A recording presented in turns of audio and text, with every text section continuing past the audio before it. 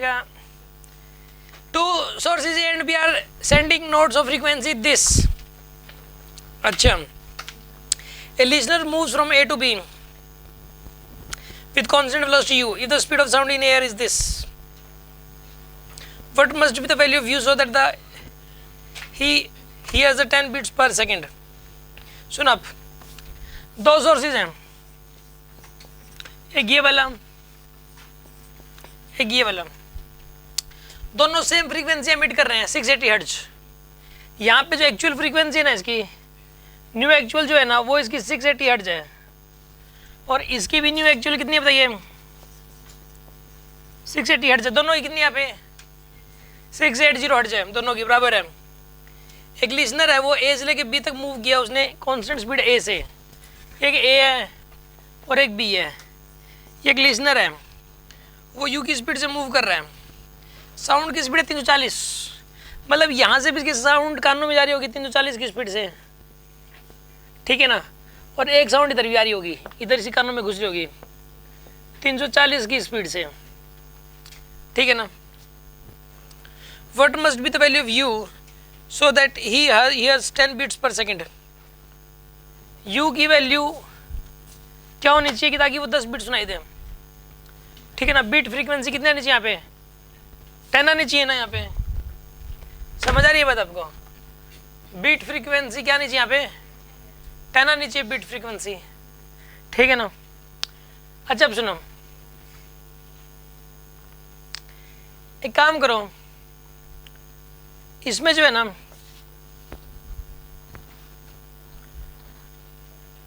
एक काम करो, मान लो इसको कितनी सुनाई देगी, पहले तो ये नेट करो, फिर कितनी सुनाई देगी. मान लो इसको न्यू 1 सुनाई देगी. कितनी सुनाई देगी इसको? इसकी वजह से, इसकी वजह से न्यू 1 सुनाई देगी. न्यू 1 की वैल्यू कितनी होगी यहाँ पे? एक्चुअल कितनी है? 680. और ये बताइए साउंड की speed with respect to observer कितनी हो जाएगी? With respect to observer 340 minus u, और विद रिस्पेक्ट टू सोर्स क्या हो जाएगी? 340 हो जाएगी. आ गया ना समझ में आपको? ये तो इसको इसकी वजह से सुनाई देगी, इसकी वजह से मान लो न्यू 2 सुनाई देगी, न्यू 2, ठीक है. न्यू 2 की वैल्यू कितनी हो जाएगी बताइए? 680 तक एक्चुअल होगी. साउंड की speed with respect to observer कितना है यहाँ पे? 340 प्लस का u, और इसके रिस्पेक्ट में क्या आएगी? 340 आएगी इसके रिस्पेक्ट में. ज़्यादा बड़ी वैल्यू कौन सी? ये वाली है. इसके नज़दीक आ रहा है तो ज़्यादा 680 से ज़्यादा सुनाई देगी, और इससे दूर जा रहा है तो 680 से भी कम सुनाई देगी. इन दोनों का डिफरेंस कितना होना चाहिए? 10. न्यू 2 माइनस न्यू 1, बड़े में छोटा करा तो डिफरेंस 10 आना चाहिए. तो कहने का मतलब यहाँ पे होना चाहिए nu 2 minus nu 1 is equal to 10. Nu 2 की वैल्यू यहाँ पर ये वाली है, ठीक है ना. तो 2 बनेगा 2, ठीक है ना. यहाँ भी 2 आएगा.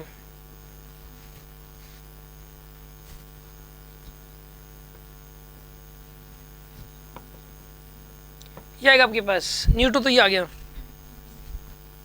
माइनस में कितना है यहाँ पर? ये 680 माइनस का 2u, 680 माइनस का 2u इज इक्वल्स टू 10 आएगा आपके पास, ठीक है ना. तो जो सॉल्व करो कितना बनेगा? ये 680 प्लस 2u माइनस का 680 प्लस का 2u इज इक्वल्स टू 10.